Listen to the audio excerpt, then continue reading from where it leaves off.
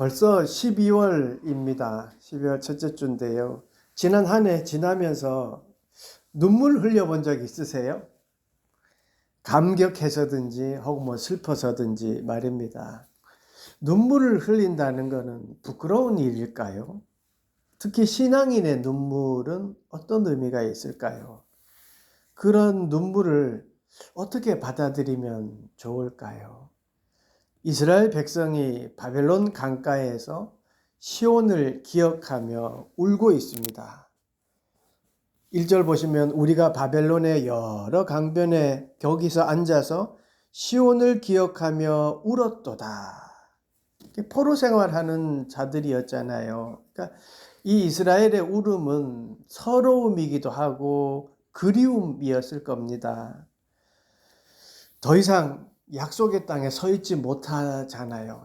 택함 받은 백성이라고 그렇게 자신 있게 살았는데 지금은 서 있는 땅이 이방 땅에 있는 거예요. 한스러운 거죠. 모든 것을 잃은 백성들이 내가 지금 서 있는 땅 여기가 어디냐? 이런 신앙적인 절망도 포함되어 있는 눈물입니다. 그러니까 이 눈물 하나에는요 여러 가지 의미가 많이 있는 거지요. 가만히 눈물을 생각해 보니까 제가 생각나는 게 아리랑 노래가 생각나더라고요. 아리랑 노래 하면 가끔 막 눈물 나잖아요. 왜 그렇습니까? 이게 민족의 한, 그리고 또 한편으로는 민족의 흥이 들어있는 곡이잖아요. 그러니까 우리가 부르면서 막 눈물이 나기도 하고 그런데 바벨론 포로지에 있는 사람들이 그렇게 복합적인 마음이 지금 있는 거예요. 성전, 나라, 가족, 믿음까지 지금 잃어버렸잖아요. 그리고 그 왜 그랬는지를 생각하면서 예루살렘을 기억하고 지금 눈물을 흘리고 있습니다. 우리는 유교적인 문화의 풍토에서 자라났잖아요. 그래서 특히 우리나라는 눈물을 긍정적으로 생각하지 않는 것 같아요. 특히 남자들은 어릴 때부터 눈물이라는 거 부끄럽게 여기도록 훈련받았어요. 그래서 남자는 몇 번 울어야 됩니까? 3번 울어야 되잖아요. 그죠? 그렇게 훈련받고 살았어요. 근데 다행히 이제 많이 시대가 지나면서 생각들이 많이 바뀌어져서 다행입니다. 사실은요, 남자든 여자든 울어야 돼요. 이 감정을 다룰 줄 안다는 게 사실은 울음이거든요. 연구에 따르면요, 사람이 울고 나면 88.8%가 어떤 기분이 더 나아진다라는 연구 결과가 있더라고요. 이스라엘 백성들의 울음이라는 것이 그냥 기분이 나아지기 위한 울음은 아니었잖아요. 그냥 기억하는 울음이에요. 뭘 기억했냐 하면 잃어버린 걸 기억한 거예요. 모든 것을 잃고 나니까 그리운 거예요. 그리움의 울음이에요. 마음껏 하나님을 찬양했던 그때가 그리운 거예요. 예배했던 그때가 그리운 거고요. 그리우니까 후회되고 후회되니까 이제 눈물이 흘리게 된 겁니다. 왜 그때 하나님을 더 잘 섬기지 못했을까? 그때 왜 하나님 말씀에 순종하지 못했을까? 그때는 왜 몰랐을까라고요.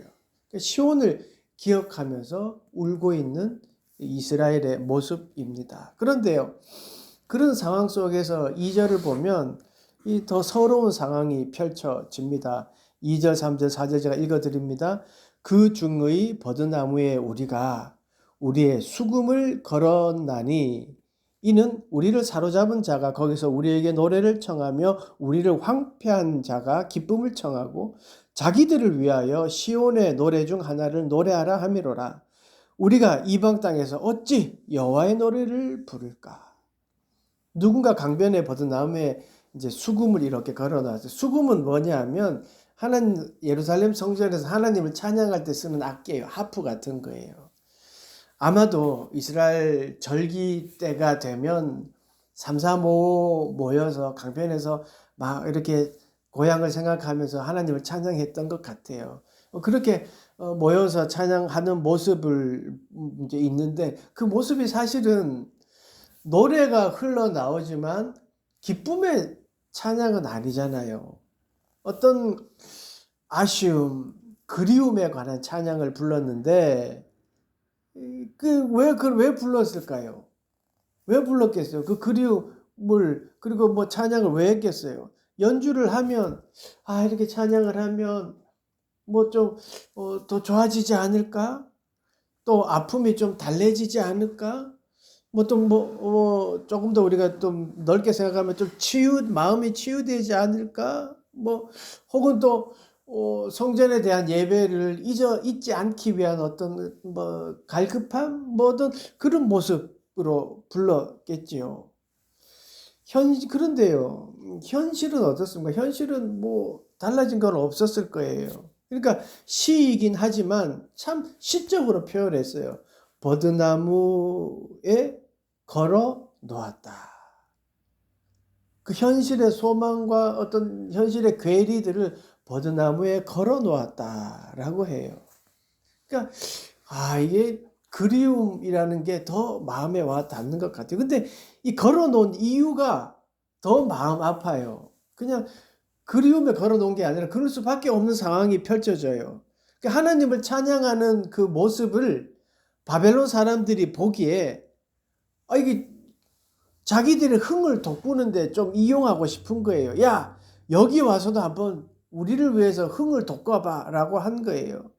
자기들의 눈에는, 바벨론 사람들의 눈에는 즐거워하는 모습으로 보였나 봐요. 그래서 자기들의 흥을 돋구기 위해서 야, 여기 와서 수금으로 찬양 한번 해봐 라고 하는 거예요. 그러니까 이스라엘 입장에서는 어이가 없는 일이 일어난 거지요. 이 보면서 저는 생각을 했어요. 좀 하나님이 저렇게 그리워하고 기억하며 찬양하는 모습을 보이면 좀 순조롭게 이렇게 이거 좀 불쌍하다 뭐 이렇게 좋게 해주면 좋겠는데 그게 아니라 오히려 외부 사람들이 보기에는 야, 쟤네들 저렇게 즐겁게 노네. 야, 그럼 우리에게도 즐겁게 해봐. 이런 일이 펼쳐진 거지요. 참 그런 것 같아요. 슬프지만 타인이 보기에는 그게 또 다르게 보일 수도 있는 거죠. 아무튼 그래서 수금을 걸어 놓았다라고 표현을 합니다. 수금을 걸어 놓았어요. 그럴 수밖에 없는 상황이에요. 어찌 하나님을 찬양하는 그 찬양을 바벨론 사람들의 흥을 돋구기 위해서 하겠어요. 그러니까 그럴 수밖에 없는 상황과 아픔, 이게 자존심 같은 거죠. 수금을 걸어 놓았다라고 하는 거는 자존심 같은 거예요. 하나님을 잊어서 이런 지금 포로 생활, 그런 수모를 당하고 있는데 하나님을 찬양하는 수금으로 어떻게 바벨론 사람들의 흥을 돋구는 데 사용하겠느냐. 나는 절대 그러지 않겠다라는 결심, 이게 수금을 걸어 놓았다라고 해요. 그러니까 5절, 6절을 보면 내가 그렇게 하느니 오히려 죽는 게 더 낫다라고 해요. 보세요. 5절, 6절. 예루살렘아, 내가 너를 잊을진대 내 오른손이 그의 재주를 잊을지로다. 내가 예루살렘을 기억하지 아니하거나 내가 가장 즐거워하는 것보다 더 즐거워하지 아니할진대 내 혀가 내 입천장에 붙을지로다. 수금을 연주하는 내 오른손이 재능을 잃게 되고 혀가 내 입천장에 닿는다. 이건 뭐예요? 내가 죽는 게 더 낫다라고 하는 거예요. 그 6절까지를 읽고 나면 수금을 버드나무에 걸어 놓았다라고 하는 그 표현이 이제 더 마음에 와닿고 이해가 되는 거예요. 그러니까 걸어 놓았다라고 하는 건 소망이에요, 소망. 시온이 회복되면 그 걸어두었던 수금을 가지고 시온으로 다시 되돌아가겠다라는 의지예요. 보세요. 환경은요. 그리움에 그냥 삼삼오오 앉아서 노래하고 그러면서 어떤 그리움을 달래고 있는데 그거를 보는 바벨론 사람들이 야, 너 노래 잘한다. 여기 와서도 노래해. 이런 상황이에요. 그럼에도 불구하고 수금을 걸어 놓았어. 왜냐하면 나중에 시온이 회복되면 되돌아가리라. 그러니까 하나님을 예배하고 하나님을 다시 찬양하겠다라는 소망을 표현한 거예요. 그러니까 수금을 버드나무에 걸어 놓았다. 이 표현은요. 회복을 기대하는 소망의 모습이에요. 만약에 바벨론에 한가하고 절망적인 상황에 대해서 표현하고 싶다면 어떻게 하면 돼요? 한가한다면은 부러뜨려서 가루로 만들어서 그냥 바다에 그 강에 뿌려버렸다. 뭐 이렇게 표현하는 게 맞잖아요. 그런데 아니에요. 수금을 걸어두었어요. 그런 하나님에 대한 기대, 그리고 곧 회복하실 하나님을 기다리는 모습이에요. 이 모습이 참 귀합니다. 소망을 바라보고 있어요. 상황과 환경을 바라보지 않아요. 눈물 흘리고 이렇게 괴로워하면 하나님이 좋은 길을 열어주시겠지. 그런데 오히려 좋은 길을 열어준 게 아니라 오히려 조롱거리가 들어왔어요. 야, 여기 와서 우리 흥을 좀 돋고 봐. 그런 일이 이루어졌음에도 불구하고 성질 같았으면은요, 에이, 이건 뭐, 그냥 부셔가지고 그냥 버려버리고 말 텐데, 그게 아니라 버드나무에 걸어 놓았어요. 왜냐하면 하나님이 다시 회복하실 걸 믿었기 때문이에요. 고난 속에서 소망을 바라보았습니다. 환경과 또 상황은요, 포로의 신분, 마음대로 예배할 수 없는 환경이었지만 그곳에서도 희망, 소망을 품었어요. 다시 찬양할 수 있도록, 언제든지 다시 가져갈 수 있도록 걸어 놓았습니다. 이 마음이요, 신앙인의 마음 아니겠습니까? 믿는 자의 마음 아닐까요? 누구나 잊고 싶은 과거가 있습니다. 기억하면 눈물만 나고 또 억울하고 아픈 기억이 있어요. 신앙인이라고 해서 그걸 막 꾹 참고 이겨내라, 이거 아니에요. 환경과 상황 앞에서는요, 울 수 있어요. 아니, 울어야 돼요. 펑펑 울었어요. 그런데 수금을 걸어놓는 소망을 가지라는 거예요. 부수지 않았어요. 다시 사용할 희망이 있기 때문에 부수지 않았습니다. 회복하시는 하나님을 믿었기 때문입니다. 부수고 막 가루로 만들어서 막 마셔야 뭐 해결되는 거 아니잖아요. 아니 뭐 그렇게 하면 속은 시원하겠지만 결국 배탈 나서 어려움 당하는 거잖아요. 그러니까 걸어두세요. 다시 사용하게 하시는 우리 하나님을 믿고 걸어두세요. 그냥 걸어두고 우는 거예요. 펑펑 눈물 흘리고요. 그리고 다시 회복하신 하나님을 믿고 그냥 우는 거예요. 여러분, 말이 그렇지 포로 생활 70년입니다. 뭐 1년, 2년, 3년까지는요. 수금을 사용할 수 있는 날이 곧 올 거라고 믿었을 거예요. 그런데 그걸 사용하는 할아버지가 돌아가시고 아버지가 그걸 애지중지 가지고 있는 모습을 본 아들은 어땠을까요? 아니, 저 쓸데없는 거 왜 아직까지 저렇게 가지고 있지? 왜 이렇게 애지중지하지? 라고 했을 거예요, 아들은. 그런데 때가 되면 할아버지가 강가에서 연주하던 그 모습이 무엇인지 깨닫게 되고요. 아버지가 그렇게 애지중지하면서도 열심히 연주했던 그 모습이 무엇인지 깨닫게 돼요. 그러면 하나님이 기억나고 하나님의 예배의 자리가 어떤 건지를 깨닫게 되는 거죠. 그걸 배우게 되는 거죠. 그게 신앙 아닙니까? 우리가 물려줘야 될 게 그거 아니겠습니까? 그러니까요, 신앙인의 눈물은요, 기억하기 위한 눈물이에요. 그냥 내 감정의 해소를 위해서 우는 게 아니라요, 더 하나님에 대해서 더 기억하는 눈물입니다. 눈물은요, 단순히 고통 때문이 아니라 잊고 싶지 않기 때문에 흘리는 눈물이에요. 포로 생활에서, 타국에서 포로 생활하면서도요, 시온을 기억했어요. 그러면서 울었어요. 그 울음은요, 곧 기억의 통로, 그리고 그 민족의 정체성이 되었습니다. 이게 하나님의 놀라운 은혜입니다. 그들은 그냥 눈물 흘렸을지는 몰라도 그 눈물을 통해서 하나님은 기억하게 하셨고, 그 기억을 통해서 민족의 정체성을 만들어 가셨고, 그 민족의 정체성 때문에 하나님은 그 민족성 정체성을 가지고 다시 예루살렘을 회복하게 하셨습니다. 그리고요, 신앙인의 울음은요, 절망에 머물러 있지 않습니다. 왜냐하면 회복하신 하나님이 돌보아 주시기 때문이에요. 그래서 어찌 보면 믿는 자들의 울음은요, 소망의 울음입니다. 7절에서 9절 한번 보실까요? 여호와여, 예루살렘이 멸망하던 날을 기억하시고 에돔 자손을 치소서. 그들이 말이 헐어버리라 헐어버리라 그 기초까지 헐어버리라 하였나이다. 멸망할 딸 바벨론아, 내가 우리에게 행한 대로 내게 갚을 자가 복이 있으리로다. 내 어린 것들을 바위에 메어치는 자는 복이 있으리로다. 기억은요, 좋은 기억만이 아니잖아요. 아프고 슬픈 기억이에요.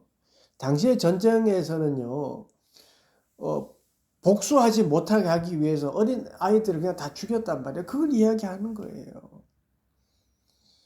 그런데 그 아프고 슬픈 기억을 기억해요. 왜 기억합니까? 다시는 일어나지 않기를 바라는 마음이에요. 또 이런 걸 다시는 경험하기 싫어요 하는 마음에 기억하는 거잖아요. 에돔 자손들이요, 예루살렘 성이 무너질 때 한몫했다는 건 잘 아시잖아요. 전쟁에 져서 비참하게 죽었던 내 자손들 다 기억합니다. 근데 기억해야지 다시는 그 일을 당하지 않잖아요. 다시 말해서 하나님이 갚아달라라는 정의를 구하는 기도예요. 이게 왜 그러냐 보세요. 하나님 갚아주십시오라는 기도예요. 사실 이것보다 더 정확한 기도가 어디 있습니까? 하나님의 정의가 실행될 때 모든 것이 제자리가 잡잖아요. 그러니까 불의가 드러나고 억울함이 해소됩니다. 하나님이 정의를 행할 때 그렇게 돼요.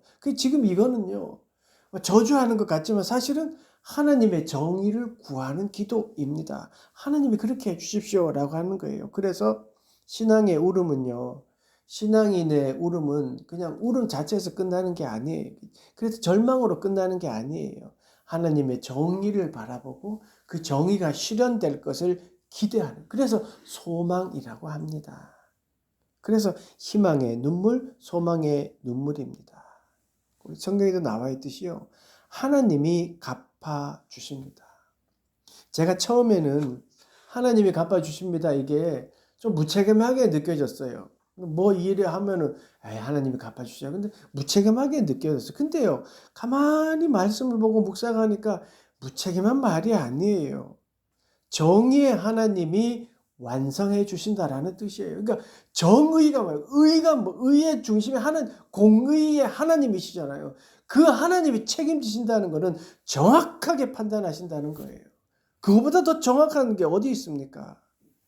보세요. 예수님의 십자가를 한번 생각해 보세요.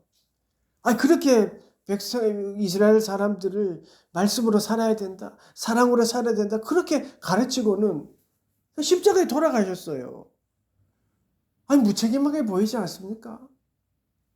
좀 앞장서서 뭘 만들어 놓으시든지, 그런데 그냥 무책임하게 보이는 십자가에 돌아가셨어요. 그런데요, 나중에 보니까 십자가의 죽음이 가장 확실하고 책임 있고 우리를 책임져 주시는 모습이잖아요. 그런 거예요. 하나님이 갚아 주십니다. 그래서요, 하나님이 갚아 주세요. 나는 주님 앞에 울랍니다. 그렇게 고백하면 되는 거예요. 한번 따라해 봅시다. 하나님이 갚아 주세요. 나는 주님 앞에서 울랍니다. 나는 주님 앞에서 울랍니다. 네. 시편 137편은요. 그 울음은 절망 속에서도 신앙을 놓지 않으려는 백성의 믿음의 눈물이었습니다. 그래서 그들의 울음은 상실을 넘고 기억을 지키고 믿음을 붙들고 회복으로 나아가는 기도가 되었습니다. 우리도 마찬가지입니다. 눈물이 없는 삶이 있을까요? 억울한 일이 없는 삶이 있을까요? 마음에 상처된 일들이 많이 있습니다. 그런데요, 그 절망 상황 속에서도요, 우리는 하나님의 회복을 믿습니다. 하나님의 정의를 믿습니다. 하나님이 바르게 갚아주시고 또 우리를 이끌어 주실 것입니다. 우리가 잘 생각해 보십시오. 십자가의 은혜는요, 하나님의 갚으심의 완성입니다. 그리고 십자가의 은혜는요, 지금도 계속되고 있습니다. 그리고 앞으로도 계속될 것입니다. 그러니까 십자가를 바라보고 우리가 우는 거죠. 십자가를 바라보고 우는 거죠. 어찌 보면요, 십자가를 바라보며 우는 내 모습이 사실은 성탄을 기다리는 진실한 신앙인의 모습입니다. 거추장스러운 것, 어떤 예식 이런 걸 하면서 기다리는 것보다가요, 나를 회복하시는 그 십자가를 바라보고 그냥 그 앞에서 우는 것, 그게 정말 대림절을 맞이하는 우리의 모습일지도 모르겠습니다. 우리 그렇게 십자가를 바라보고 울면서 그렇게 소망을 가지고 또 한 주간 살아가는 여러분 되시기를 간절히 축원합니다. 기도하겠습니다. 사랑의 하나님, 오늘 말씀을 통해 우리의 눈물 속에 담긴 주님의 뜻을 깨닫게 하시니 감사합니다. 바벨론 강가에서 시온을 기억하며 울던 이스라엘처럼 우리도 삶의 자리에서 울 때가 많습니다. 그러나 그 눈물이 절망이 아니라 주님을 기억하고 소망을 붙드는 믿음의 눈물이 되게 하여 주시옵소서. 하나님, 우리의 삶에 걸어둔 수금을 지켜 주시옵소서. 부수지 않고 걸어둘 수 있는 믿음을 허락하시고 다시 회복하실 때 소망을 가지고 사용할 그 소망을 잃지 않도록 도와주시옵소서. 우리가 해결할 수 없는 억울함과 상처도 정의의 하나님께 맡깁니다. 주님의 때에 주님의 방법으로 우리를 회복시키시고 다시 노래하게 하여 주시옵소서. 우리가 흘린 눈물이 내일의 찬양이 되게 하시고 눈물 골짜기가 주님을 만나는 은혜의 자리가 되게 하여 주시옵소서. 우리의 삶 속에 늘 함께 하시며 아프고 힘든 자들과 또 우리가 늘 기도하는 자립 청소년자들에게도 함께하여 주시옵소서. 예수 그리스도의 이름으로 기도드리옵나이다. 아멘.